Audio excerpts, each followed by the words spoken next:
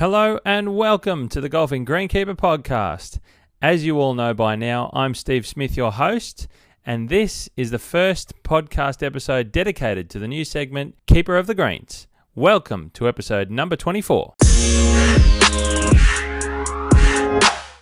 Well, ladies and gentlemen, I just wanted to introduce to you a brand new segment for the Golfing Greenkeeper podcast, and we're going to kick this one around. It's going to go to hopefully a lot of different corners of the country. It's called Keeper of the Greens, and the essence of that is I'm going to interview superintendents, greenkeepers from all sorts of different parts of Australia and different courses that they look after, different types of things.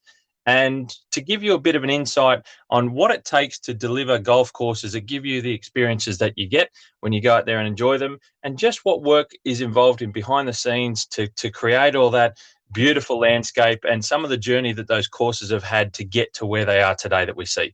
So without any further ado, the very first segment recording with this one, the Keeper of the Greens, I'd love to welcome you all to hear and have a conversation with Superintendent Phil Hill from Barnbougle Dunes in Tasmania. G'day, Phil. G'day, Steve. How are you, matey? Very well, thank you, mate. I do appreciate your time greatly. Thanks for coming along to record and what will be a world first podcast for you. This is the first one you've been on? That's it, mate. Maiden voyage. Fantastic, mate. We're going to call it a world first then. We're looking to get an insight into the absolutely magical golf destination that is Barnbougle. So thanks again, mate. And with this segment, I'm going to start off. We're going to do a quick fire 7 questions for you, mate. It's called Steve Super 7. And I'm just going to throw these ones out there. I want some good, quick, sharp answers, and they're pretty simple, but we'll get a snapshot of some of the things that you like and you don't like, just as a bit of fun to start off, right? You ready to go? Yeah, multiple choice or... Yeah, mate. Yep, I'm good. I'm good to go. All right, mate, let's go. Sunrise or sunset? Sunrise. Love it from a greenkeeper. Okay, this one's a bit of course appearance stuff and course presentation from a greenkeeper. Stripes or no stripes on fairways? Converted to no stripes. Ooh, okay, I like it. Now, what about this one? Lean or lush? Lean. Oh, another guy. I think we're going to have a few fans along the way here. Okay, now, favourite green surface. So this is for grass types. Bent, cooch, or something else? Pure bent grass. Love it. Very nice. Where do you prefer to maintain a golf course? Cool climate or warm climate? Cool climate, because that's all I've had. That's what you've had? That's what you know? Yep. Love it. Favorite bunker style. Now, this one will be interesting to see how we go with these answers through the year. St Andrews, Kingston Heath, or Augusta National? Kingston Heath. I think there's going to be some bias with some of these Aussie supers and greenkeepers along the way here. Mate, at number 7, final question. If you could visit one golf course anywhere in the world tomorrow, which one would it be for you? To be one that I've already been to, Cypress Point. Oh, wow. And you've been to Cyprus? Yeah, been and played Cyprus. That's incredible. Wow, that's amazing. How long ago was that? 2012, mate. Yeah. Sensational. That would have been a beautiful experience. Oh, mate, it was, Pine Valley, Cypress Lakes, all the courses abandoned, It was just golf porn in America. So. Now you're showing off. And you are the super at Barnbougle. How good's this go? I love this. This is sensational. Mate, well, look, there's a quick fire 7. So good to see some interesting answers, and I'm curious to see what the listeners are going to think as we hear a few more, but certainly some interesting insights, I think, to what golfers think and what greenkeepers think and some of those little differences along the way and some well-traveled golfers. So that one's a bit of fun. Now, mate, look, I just want to part of the process of an interview like this is to bring out a bit about your background and where you've been, where you've come from, and how you got to where you are today. And obviously, we're going to talk about where you are today at the moment, which is fantastic in Barnbougle. So, mate, give us an idea. Let's get an idea. How did Phil Hill come into greenkeeping at the beginning of your career? How did you get to falling into greenkeeping? As a young fella, I was never into golf. Right. But growing up, I just had this love through my early teens, and Dad used to get me on the lawnmower, mowing the lawns at home, and I quite enjoyed that. There was a little bit of pocket money there to inspire me, of course. But sure. I loved that outdoor experience, and I could always see myself working outdoors. So that was always ingrained in me. I think that's what I wanted to do, whether it be what I've ended up doing, which is like greenkeeping, or whether it was going to be a builder or whatever. But and then when I got to grade 10, grade 9, grade 10 in high school, even though I loved outdoors, an opportunity presented itself to me with a business just up the road from where I lived, and it was called Jonet Furniture, and it was a joinery furniture making store. Yep. And so it presented itself to me because I knew the guy who owned the business, and he was a family friend, and so I took it upon myself to sit down with him, and I was offered an apprenticeship as a cabinet maker joiner. Right. So, and this is where it went a bit. I was going to say, so far, mate, we're not really on track, but I'm curious to see how we go. It was actually a sliding door moment, if you could call it that. Okay. Because a week before I left school, the business folded. It went bankrupt. No way. Here I am, because I did really love woodworking and working with my hands, and excelled at woodworking in high school. Really loved it, and then it just fell apart. So, and then another door opened. An opportunity presented itself at Mowbray Golf Club. Right. And they wanted a greenkeeper. Now that's in Tassie. Yes, You're a Tassie yes. boy. So there was 3 of us that went for the job for one position, for a 2-week trial, and the superintendent there of the day, old Ernie Gibson, fortunately for me, he selected me after the 2-week trial, and then it wasn't long after that I was offered an apprenticeship. So that's where it all started. So that's the beginning for Phil. That's how I said, wow, that's a couple of unusual turns. And I only know, obviously, my experience is through golf, and it's interesting that I think a lot of people just assume that if you're a greenkeeper, you're a golfer, or you play golf, or you come from a golfing beginning, which isn't always the case. And you're a classic example, quite removed. Yes, absolutely. From golf. Yep. And so like you said, you love that outdoors style of thing. You love the, obviously you get that start at Mowbray, and you just picked it up and ran with it and literally fell right into it. You fell right in love with the essence of greenkeeping. Fell in love with them. I just grabbed it with both hands, and I thought, this is me. This is outdoors. It's interesting. It's changing. There's never a day the same. That's how it all began. Fantastic. So from Mowbray, and where, just for the listeners, whereabouts is Mowbray and Tassie? Oh, it's just north of City of Launceston, about 10 k's north. Okay, so it's up the top end of the island, not too far, I suppose, in geographic locations from Barnbougle. It's an hour or 2 hours, but it's not down in a complete other direction down near Hobart or anything. No, it's quite close, really. Yeah. So, and you grew up around that area? Yes, absolutely. I was like 5 minutes away from Mowbray. Oh, beautiful. It was sort of a push bike to work, and it was great. That's fantastic. You got to love it when life's simple. Back in the simpler days. Absolutely. So, okay, from Mowbray, you do your time there. Where to from there in the steps to get to Barnbougle? Yeah, well, that's an interesting story in itself. From the day I started at Mowbray, and the old guy there, the superintendent, took me under his wing, and I think he's seen something in me, or I hope he did. And he could see I was dedicated and I wanted to learn, and he was a great old fella and hard working, really good work ethic, and look, I did 15 years or a touch over there, 9 years as super, so I had 6 years under him, right, and then 9 years as the super there with a small crew of 4. Yep. Small budget, but we produced a pretty good course there for the members, and and then an opportunity presented itself again to improve my working life, and which was at the premier club in the north of the state at the time, Launceston Golf Club, or Kings Meadows Golf Course. So I resigned at Mowbray, and it was just time for another challenge, and extra staff, bigger budget, and a little more pressure. Yeah, for sure. Because the conditions, the course conditions were a little bit, the expectations were a little bit higher at Launceston Golf Club. So absolutely, being in a larger town, a larger city, more members, and they expect more things. It's usually how it works, isn't it? Yeah, absolutely. And look, I thoroughly enjoyed my time there at Launceston Golf Club. I was there 10 plus years. Right. And about would have been probably 8.5 years into my tenure there. I had a visit one day from Richard Sattler, the owner of Barnbougle, and Greg Ramsey, who was involved in it early days. Yep. And part of the Greg being part of the idea of Barnbougle, if you like.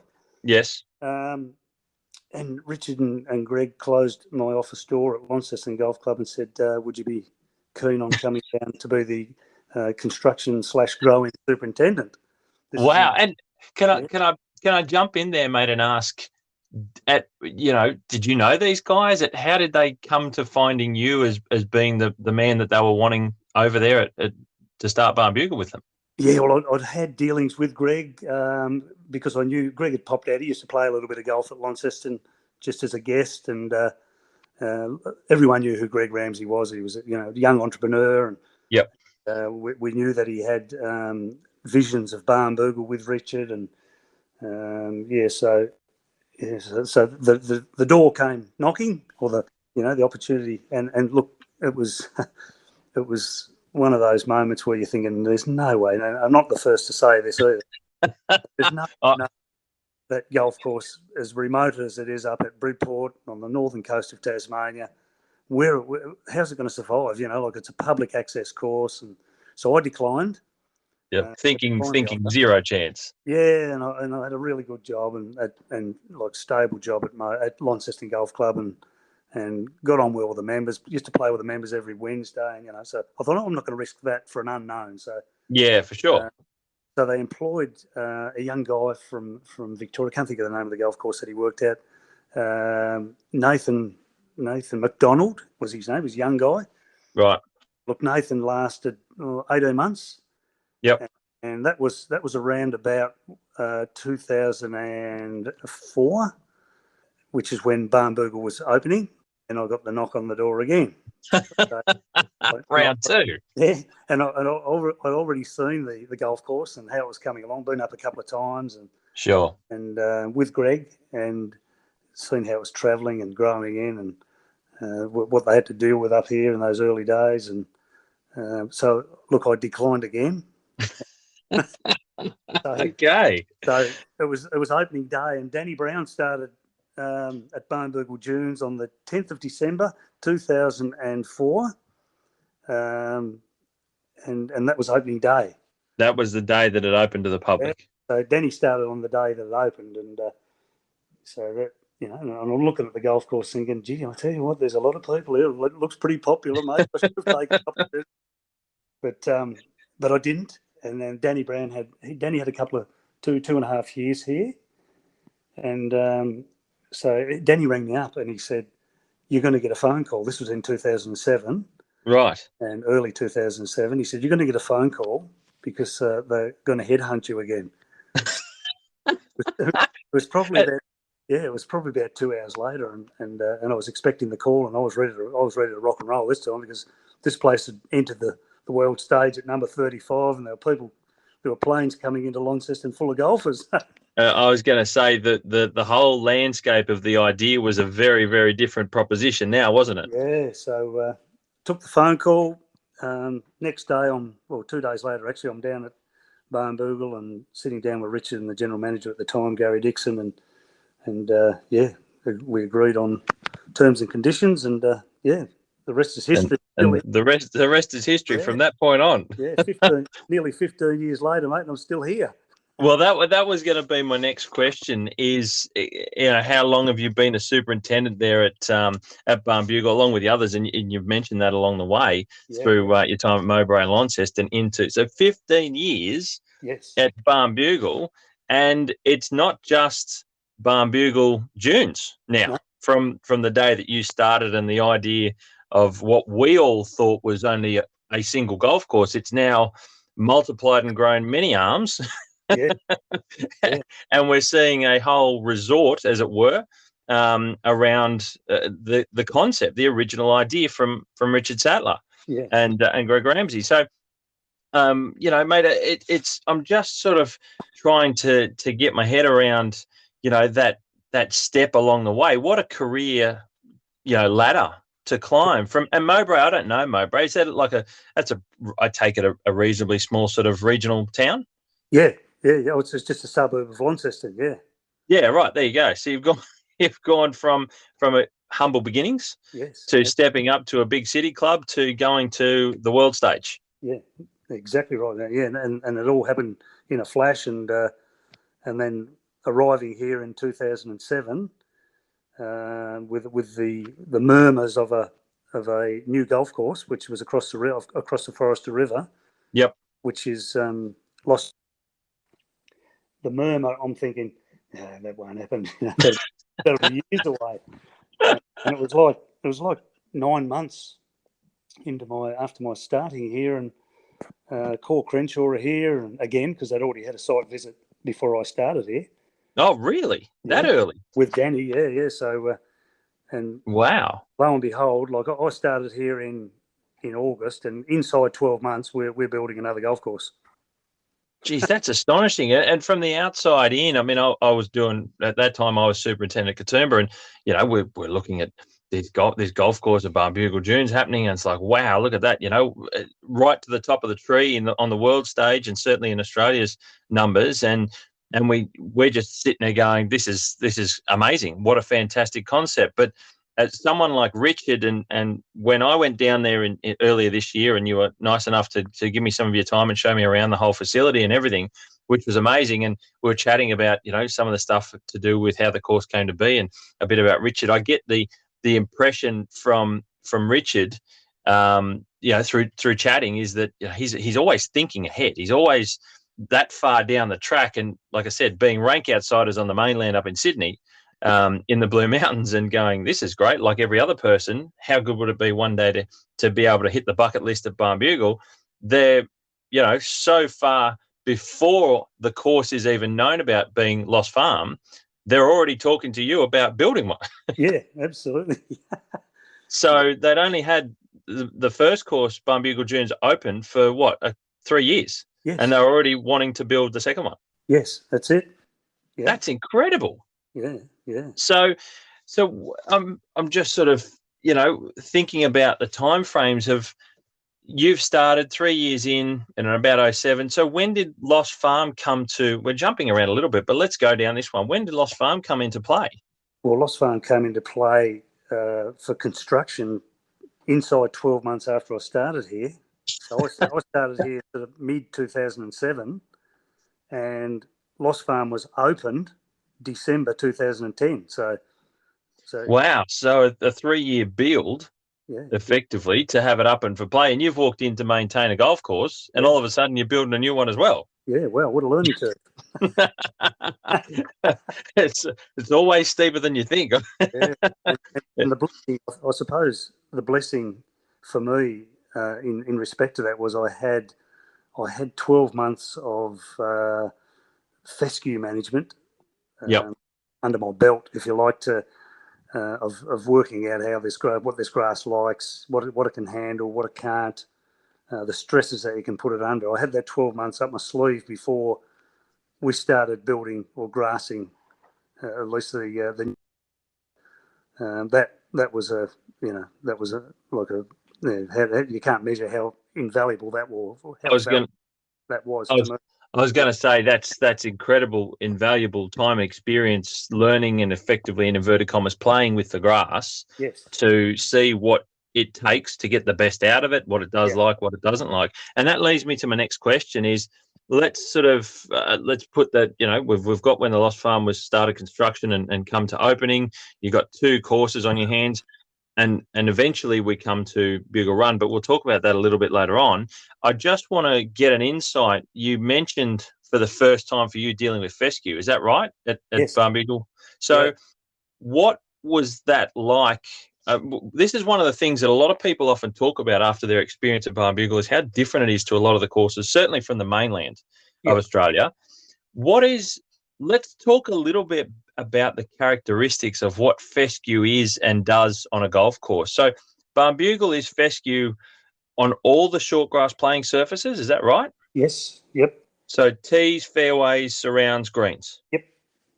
And the variety is the same all the way through. It's just different cutting heights, is it? Yeah, pretty well, mate. Yep. We early, like there was in the greens when Barnbougle Dunes was hydroseeded down, and the fairways, greens, tees, it was 50% Chewings fescue, 40% slender creeping red, and 5% brown top on the greens. Okay. And the fairways and tees were pretty well 50-50 mix of Chewings and slender creeping red. But that 5% of the bent grass, the brown top, bent grass, all but gone. Like that's been out competed. So that's you'll struggle to see any bent grass here at all now. Wow, that's interesting. So the fescue is just a much stronger grass in terms of competition than that small percentage of that brown top. Yes, absolutely. It just out competed it, and Look, and look, the driving down here on my first day, a little nervous. You know, you've always got.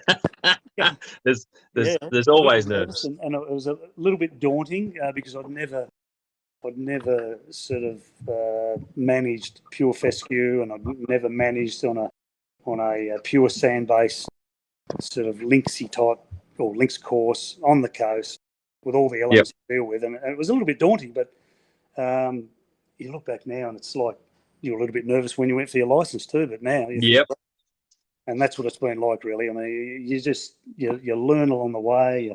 You don't push things too hard, too early. Yes. Your head around how this grass reacts to different seasons, different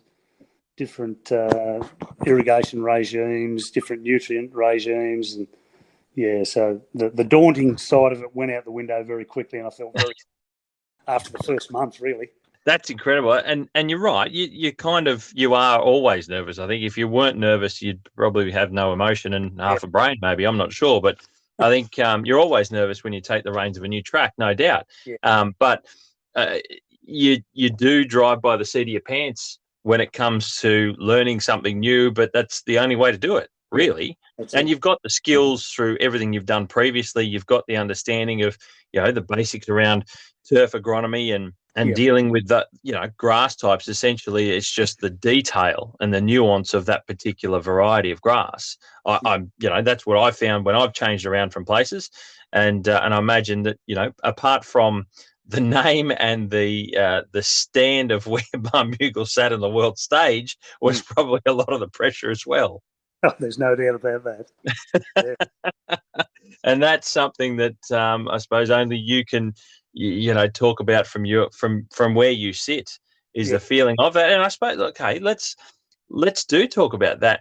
What does it feel like to maintain two courses and the two full 18-hole courses? Well, I shouldn't say 18-hole because we know that I keep forgetting Lost Farm's 20, but the two full-size courses that you've got in the Dunes and Lost Farm that stand at the top 5, I think it is in Australia, and they're in the world top, 30 or 20 or something. They're right up there. Yeah. What does it feel like to be the man behind all those people that come and experience it and walk away like they've been to the best place on earth in terms of golf? What does it feel like? You're the man behind it at the end of the day. It's you and your team. Yeah, look, it is, and you're only as good as the team you've got as well. In saying that, and absolutely, the credit as well is it's got to go to the boys, and a lot of the guys here have been here from day one. Like even the growing, the crew that I inherited are pretty well all here, all bar two. And are they really? Yep, yeah, at the Dunes, and so look, their knowledge as well. Like they assisted me early days, and a couple of times I had to lean on them and say, what goes on here and da da da. Like I was learning, and they'd already been here for 5 years, including the growing. So look, but as far as the person behind, or not behind, but sort of fronting the management of it, I don't really feel any different than what I did at Launceston or Mowbray.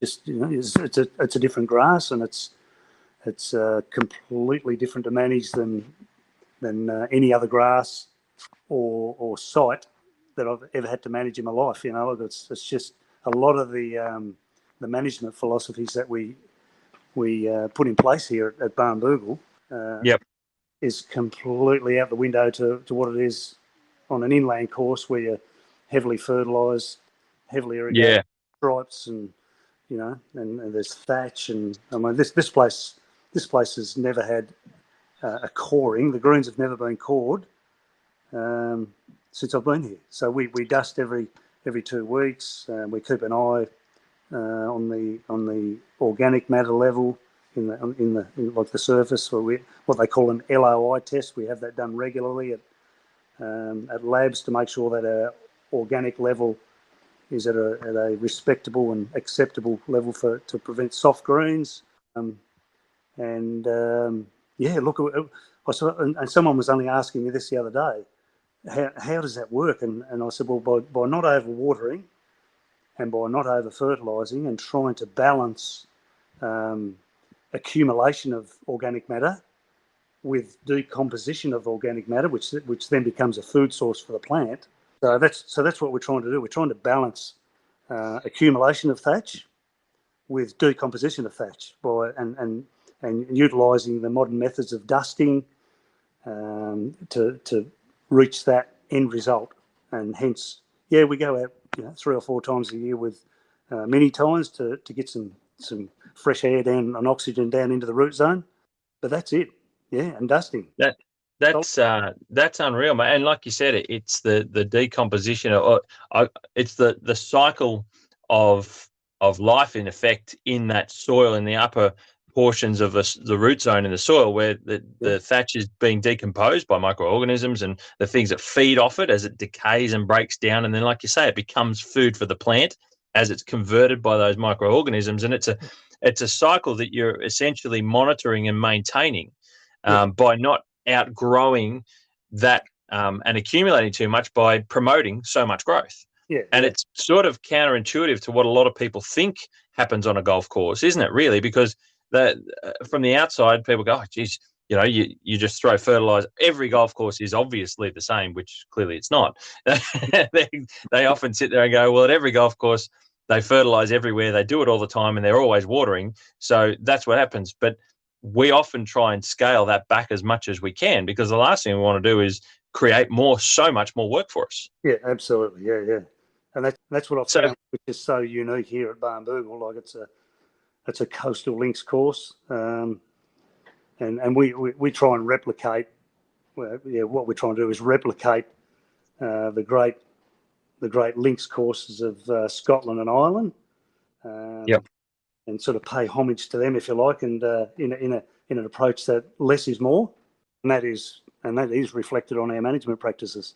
And it presents in that way. And I've not been to the British Isles, but from what I hear from people who have, and they've experienced Barnbougle and they've experienced that overseas, is that they say that this is very much our version of that experience. And like you said, you're emulating that along the way, and that's also through the agronomy that we skill up with and learn along the way, and you talk to peers and you lean on other things, and you're building your team around you. There's so much involved in bringing a golf course or group of golf courses that you have there to this experience that's there today. It's far from that everyone assumes, or a lot of players assume, that all golf courses are the same, because you have so many different components that make Barnbougle so unique as well. I mean, like you said, it's the sand profile, it's fescue, and I want to touch a little bit more about the grass itself, because, like you said, some people are probably listening to this going, "You've never cored your greens," and we have that every 6 months on as clockwork on our golf course, but it's a very different beast, isn't it? Oh, absolutely. Yeah, yeah. And it's not just the grass type, it's the sand type as well that you've got there that the course is built on too, no doubt, and how you've got to manage and maintain the grass on that. Yeah, yeah. Well, that's being so free draining. That's probably one of the biggest issues that we have is like soil moisture and just trying to keep that uniform soil moisture right through the summer without getting hot spots. And there's a lot of hand watering and a lot of wetting agent. And yeah, Yep. Mate, it presents so well, and that's a unique part for anyone in Australia to play Barnbougle, the golf course with fescue surfaces from tee to green, and that and the bounce that comes with it, the firmness of those surfaces, the lack of thatch that you manage to maintain around the golf course to give that experience year in year out as it ages. It's aging without aging in a sense that we might see on a lot of other courses. It's maturing, but it's not becoming a headache to maintain. Yeah. And that's right, mate. And look, since Barnbougle opened in 2004, and then everyone's seen what the fescue can do, the nice little bump and run golf that you can have with the approaches, and you look at some of the other great courses in Australia, like Royal Melbourne and Kingston Heath, and some of the other great courses in Australia too, that have gone now to fescue approaches and things like that. Surrounds approaches. Yeah. Because absolutely. Because of that, it's a fantastic grass to get a nice firm surface and great for that bump and run into your green. Yeah, and the play, that is conducive to that type of golf, and hence why it comes from, the uses of those grasses in the British Isles is, makes it so that you use those grasses in a climate where you can, is what allows that to happen. But we talking about the grasses and how the fescue works so well, and you touched about the other courses like Royal Melbourne and so on that are introducing fescue to their approaches and their surrounds. I think there's plenty of golfers that come from New South Wales and up into Queensland and those sorts of places that probably are going, well, why can't we use fescue up here? Why can't you use fescue in Townsville or in Brisbane? And I think a big part of that, and I touched on it, is that coming from the British Isles, it's such a cool climate through most of the year with just the odd spike in, mid 30s or something like that. It runs for a day or a couple of days. It doesn't go for a couple of weeks in a row. Yeah. What is your climate like down there in Tassie, and why is the fescue so conducive to working well down there? Is it because what's the regular temperatures like in the peak of summer? Peak of summer here, we might get two days, but not consecutive, at 30 degrees. Yeah, right. So there you go. Yeah. So, but our summer's 26, 27 with a sea breeze too. So it's not really that, So it's a cool season grass, and it thrives around that 18 to 22 degrees. Really, that's what I find. And I still think that the best time to come and play here on the fescue is around about that April, May, just as you're sort of coming out of, or you're into autumn. Yeah, yep. Just loves that slightly cooler soil temperature, a little less traffic. Yep. Yeah, but ideally 18 to 22, and the hotter the temperature, it does start to you get wheel tracking and with machinery and golf carts and that's when it becomes difficult, really, to manage from a management perspective. All of a sudden, you're putting out spot fires all over the place, aren't you? Really. Absolutely, and I know that Richard and others in Victoria, Richard at Royal Melbourne there, and they've got it around their collars and that, and I don't know how they deal with it now. I know Richard had some interesting moments early days, and he was ringing me up about how we did, but we don't get the 40s and 38s and that like Melbourne get. But that's yeah, mate, and that's some of the reason why I think trying to educate people and golfers as to what makes it so unique down there on many fronts and many levels, and it's the architecture and it's the presentation of the golf course and a lot of those things all combined, and it's a wonderful combination to make it what it is.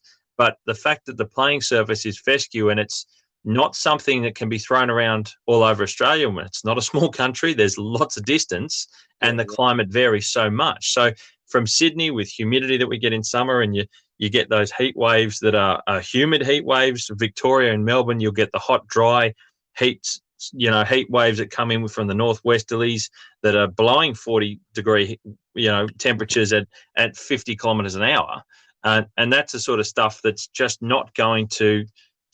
Fescue is not sustainable in those environments, or it's really difficult to do so, isn't it?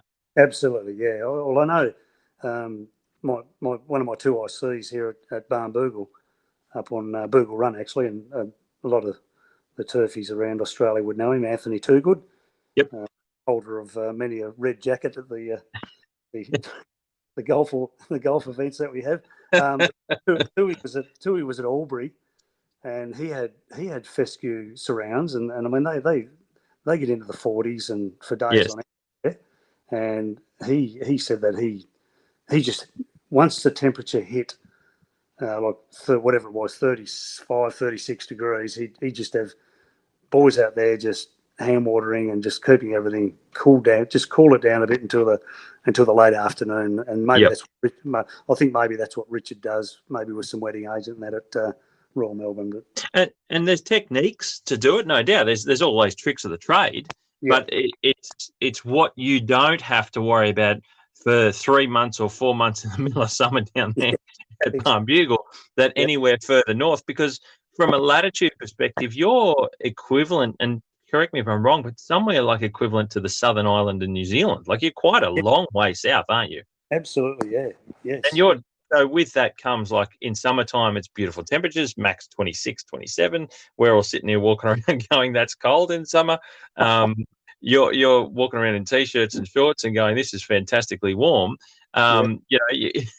It really is quite a different thing that, again, most of the population of Australia is up on the mainland, and we don't realise just how far south you are. And you get long daylight hours too, don't you, in the middle of summer?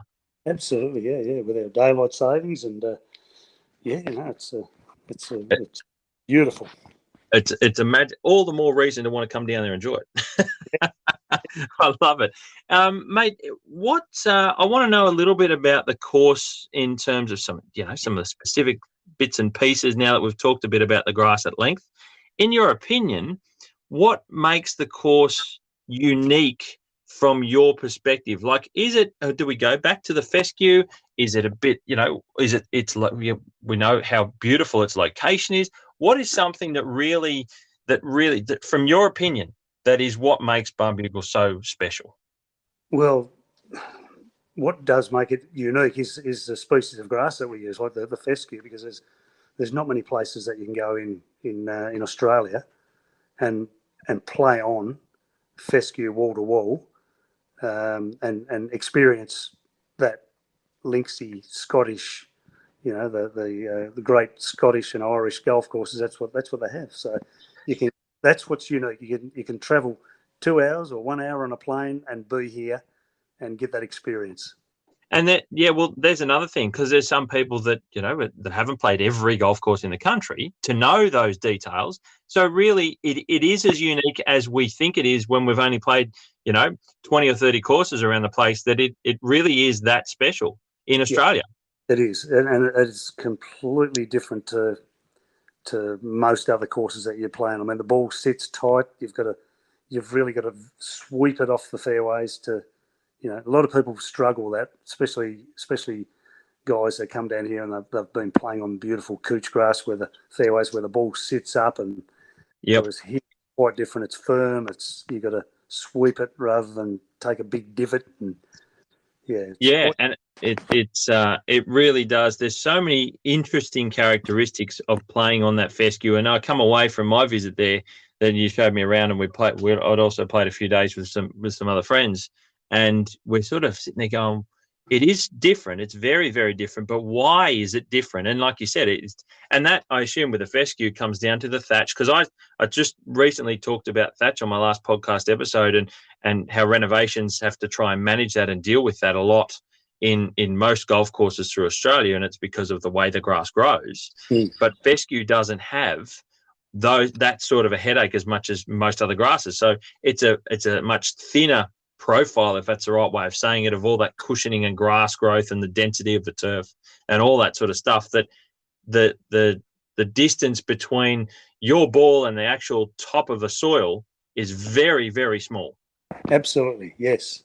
And there's a lot more interaction with the ball and the bounce, and that's where you get the bounce from, and also the club and the soil. That's it, mate. Yeah, you've got it. So there is a lot of things there that people can only experience at Barnbougle. Mate, let's go a little bit more on a picturesque concept about, well, we've seen all the photos and we've seen all the videos, and every man and his dog posts them as well on social media. What's your favourite location out of all of the expanse of the 3 golf courses that are there? Do you have somewhere that's away from where we can stand or play golf that's just really special, that you go out there at 5:30 in the morning some mornings and just stand there looking north over the water, or it's got a view? Is there a spot out there for golfers and or for yourself, it's just you go, this is just one of those beautiful things? Yeah, well, I think there is a spot, and when you play Barnbougle Dunes for the first time, and you play the first 4 holes, when you walk off the 4th green and then you walk up a little gravel track head up to the coastal edge, and you'll come across a little hut there called Reg's Hut. Everyone's got a photo of that, and a lot of people stop and just look at the ocean and, just reflect on how their game's going so far. But it's just, you just walk off that green and up to Reg's Hut, and it's just the most beautiful experience, especially for your first experience at Barnbougle.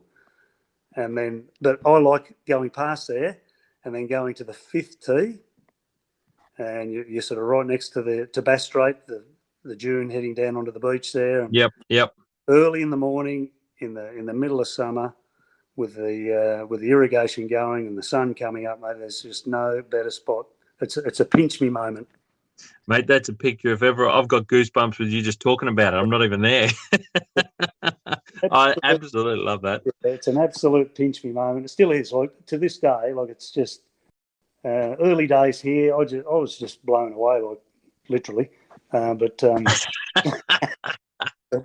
just a couple of times in the first 6 months, I'm thinking, how lucky am I? And I quite often just mention it to the boys. Don't lose sight of the factors of where you work, because remember the first time that you came here and seen this beautiful golf course, what your first thoughts were, because a lot of those guys that are coming here now, this is their first thoughts, and your first thoughts are now their first thoughts, and it's a pinch me moment. It really is, mate. It's just quite incredible. That I think every superintendent, every greenkeeper, they've always got their little spots that they do. Like you said, it's just, it takes you away from everything else, and you're literally in the moment. You're just like, wow, this is amazing. Yeah, and it's one of those spots where, like, if you think things are not going your way, just go and stand up there one morning, and all of a sudden everything looks beautiful. Yeah, no, that's it. It is incredible, mate, and it's I'm glad you mentioned that, because a lot of people, it's a part of the golf course that you walk through yourself when you play the course. It's not somewhere it's tucked away that we have to go and find when we're not playing golf, sort of thing, that of a track, in between. It's somewhere that everyone, and that's a good part of the course as well, that they did include that walk, because it does take you a roundabout away, and it's a bit of a walk to the 5th tee, but all you're doing is just staring at Bass Strait going, and the reveal between the dunes as you sort of see Reg's Hut emerging and the water coming out over the edge, and you're like, where are we? Oh my God, that just happened. Exactly. It's quite incredible. It really is a special part, mate. No, that's incredible. Now, you talked about the team. How many guys? What's your team consist of? Because you started at one course, like we said, you built another one. Now you've built another one. Yeah. How many? And last week, after you and I had spoken, I mentioned on the podcast that if anyone's interested in work, you've got a couple of positions going. Yes. That you need some extra staff, some greenkeepers to help you out. What's your staff level like? What does it take to look after 3 courses at Barnbougle? Oh, mate, we're as you've just mentioned, we're probably 3 or 4 short, but we're just trying to stump up the numbers again. Now we did put some casuals off going into COVID because of the situation there, and we were just starting to build Bougle Run when I tapped on the shoulders and rung those guys back up. Once things started getting rolling again, and we went from sort of growing to sort of maintaining turf up at Bougle Run. Those guys had already found other jobs, and good on them. And yeah. So I've really been struggling to fill those other 3 positions up on. I'm shuffling guys from Barnbougle Dunes and Lost Farm to fill in the voids up there. We've just appointed another guy now from the Big Island, and but he's not going to start till December. But I know 2 more, and if I can get 2 more qualified guys, that'll be even better. But so as far as staffing numbers go, like we run the 18 and the 20 hole golf course plus the 14 short holes. We've got 16 staff, and that includes 2 mechanics, so 14 on bums on seats, if you like. Can I be rude, mate, and say, is it 16 per course, or is it 16 for the whole lot of them? Because some of the bigger courses in Australia would be going, well, we've got 14 guys and 16 guys running 18 holes. So yes, exactly. you've got that many looking after 3 golf courses. Week and same. Yes, yeah. Admittedly, it's we don't have the bunker maintenance and that sort of things to maintain like they do on the heavily manicured golf courses, but still we're short. We're short, and Richard knows that. Richard Sattler, and he's just saying we'll find someone, but it's a little bit it's not that easy. Well, there's the call out to anyone who's listening. If you know someone, or if it's you, this is the time.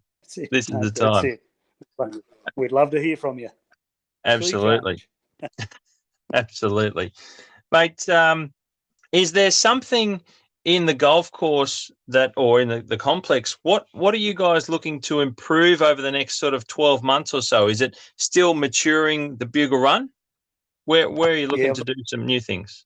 Yeah, Richard Sattler, he's been talking about the last couple of years. He doesn't want to, like, if it's not broken, don't fix it. Sure. But in saying that, he wants, he does like that every time you come to Barnbougle, that you will see that something's been done. Like, it might only be a little thing, like the painting of the inside of the cottages, like the accommodation, or upgrading of some pathways. He's always about improving the place, mainly the little things, like the 1%ers, and he's just about to embark on a real estate development, which is not going to be for sale. Like, it's an accommodation complex for the top end of town, if you like. Yeah, right. For golfers down on what used to be the old airstrip at Barnbougle Dunes, sort of down past, in behind Reg's hut. I was going to say, is that down left of that's on the left side of the fourth, isn't it? Yes, yeah. So he's going to build a development down there. He's already had preliminary approval from the local council, and he's going to spend a bit of money down there. It'll be very, very nice, right on the coast. Some luxury villas, but really, like, it's, as far as the golf course goes, like, it's just the 1%ers, mate. And I think firstly, and this I've been addressing this with the boys constantly, and it's not just our workplace; it's every golf facility, I'm sure. But one of the most important things is like we try to achieve here is team culture. That's something that you've always got to work on, and it all starts in the maintenance facility to get a solid galvanising team culture, which will then flow out onto the golf courses, the 3 courses that we have here, and that will most certainly, if you've got a good team culture, it'll reflect in the product that we produce. Oh, absolutely, and it motivates the staff, and you guys aren't inside the middle of a city. It's not easy to often escape. There's a sense of isolation, and that can be difficult as well for certain people, for some people along the way, and it's a cohesive work environment that you got to. And it's one thing to create it. I think the difficulty And certainly something that I found, and I look, it's in every workplace, like you said, is I think that the harder part is not creating, it's maintaining it. Yes, exactly. Yeah. And I think we've a got lot of people, don't quite understand what's involved in that. Yeah, and we've got a like the lion's share of the staff down here at Barnbougle are not sort of from the golfing background. Like, it was okay. Yep. Like when we were all just Barnbougle Journos, nearly everyone was qualified and went through the school and qualified greenkeepers, and then come along Lost Farm, and we needed some staff and labour, and it was just by luck and by chance that, which is not a good thing, I suppose, because the forestry industry collapsed down here in Tasmania. So I had all these inundated with guys looking for work, but they were unskilled on a golf course. So they were out of the forestry, and mate, they've just been they're a great bunch of guys, and we've upskilled them. You know, and they hold their head high now with the qualified guys now. Yeah, that's awesome.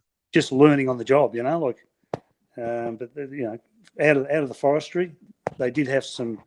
They all had mechanical sort of knowledge and, you know, things like that. But which has been great. Good bunch of guys. Yeah, no, that's good, and probably coming from a different angle, different things to pass on to other co-workers as well. Yeah. Bits of knowledge, and in the end, everyone's always learning along the way too. Then, aren't they? Absolutely. Yep. Mate, look, all this, you know, it's a fascinating background into what makes a place like Barnbougle tick, and let's now jump to the efforts of Bugle Run. You had this, from what I gather, chatting to you, wasn't originally part of any real plan. It sort of just turned up on your doorstep, did it? Tell us a little bit about that. It did turn up on the doorstep. I mean, Richard, I'd been asking Richard and with others, do you reckon we'll build another golf course? You know, do you reckon? and he was sort of balking at the fact of having another one. And he kept on saying to me, "No, I'll leave that to the next generation," which is his 4 children.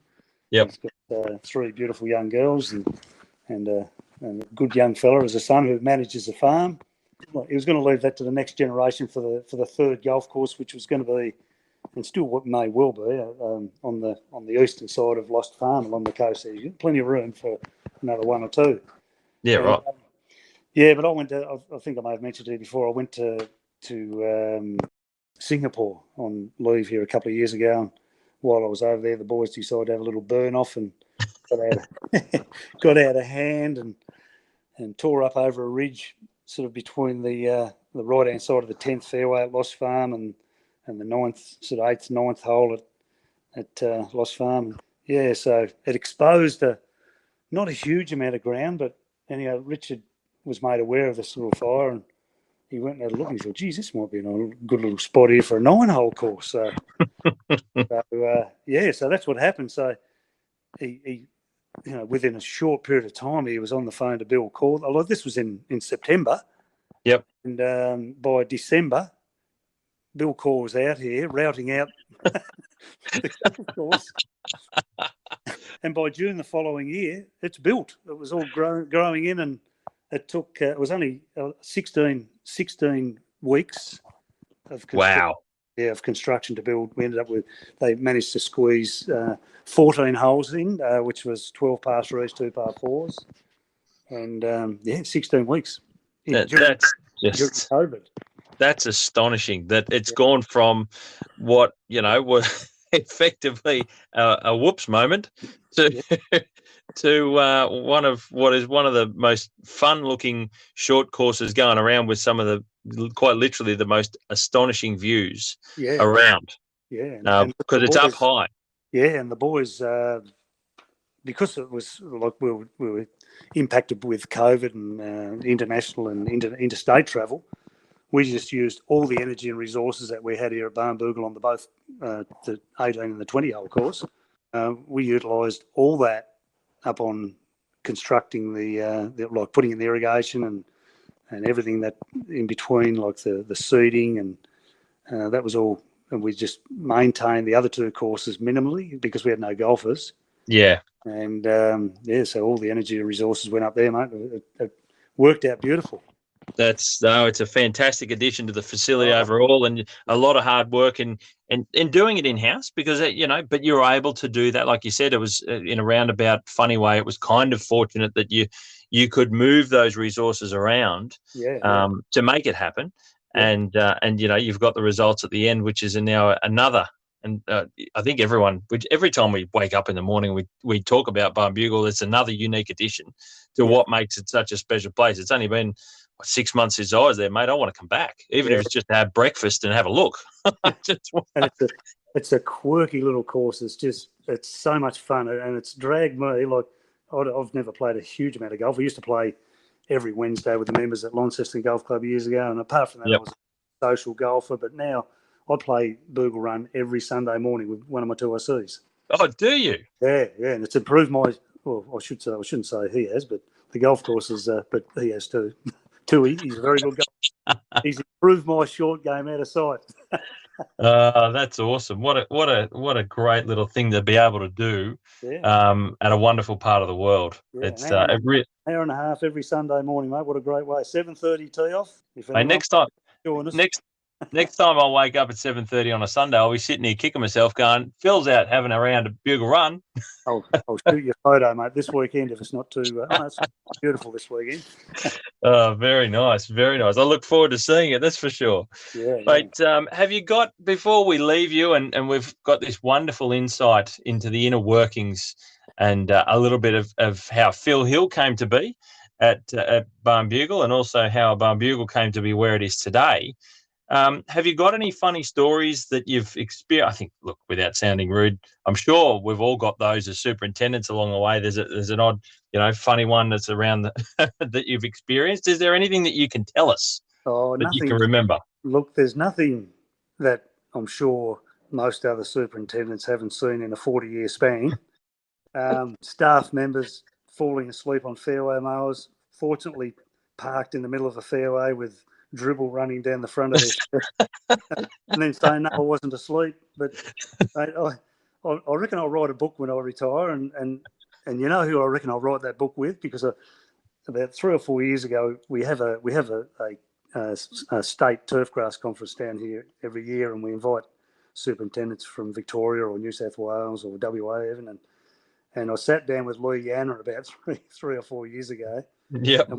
And we traded war stories on some of the things that we'd seen over our time as superintendents, and it was hilarious. So I think if I'm going to write a book, it'll be with Louis Yanner, because he had some great stories as well. But none that really, they're just little ones, and amazing. Little ones along the way. It is a workplace, and there are always those funny little stories, and they continue to make you chuckle. Always something, never a dull moment along the way. But look, Phil, I think it's been absolutely amazing chatting to you about the inner workings and some of the unique parts of Barnbougle. For those that have experienced it and those that are looking to go there to experience it for themselves, they'll probably hear about some of these things and try and think a little bit more. A lot of the people that listen to the podcast are golfers, so to be able to tell people some of those things that they're going to experience and how it's different to their local course that they play regularly is what I'm trying to do here as well, and certainly put a face to the course and a name to the course. And it's not just you. Like you said, it's not just Phil Hill, it's the team that's around you, the team that's a cohesive part of Barnbougle that makes it what it is. There's a lot of moving cogs, and mate, it's been wonderful to talk to you. I really do appreciate your time in showing us and talking about all the bits and pieces from the inside out of what Barnbougle is, and it's fascinating insight, mate. Thank you. Pleasure. Thanks, Steve. Bill, thanks for being the first superintendent to be part of Keeper of the Greens. All the very best, and I look forward to catching up with you next time. Good on you, matey. Thank you. Thanks, mate. Bye.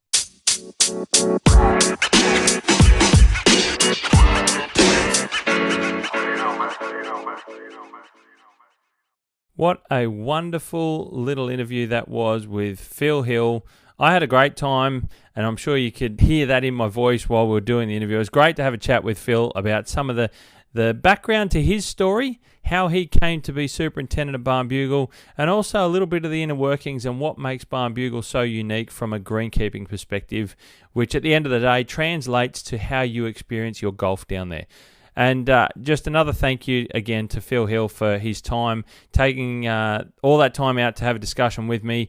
He did mention that it was his first podcast ever, so I thought he did a great job, and I hope that it come across really well to you guys out there listening, and I hope you got something out of it. Whether you've been to Barnbougle, whether you're looking to go to Barnbougle when we're allowed to go out and travel again interstate, and if you want to go and experience it again for another reason like I do, I just want to get down there.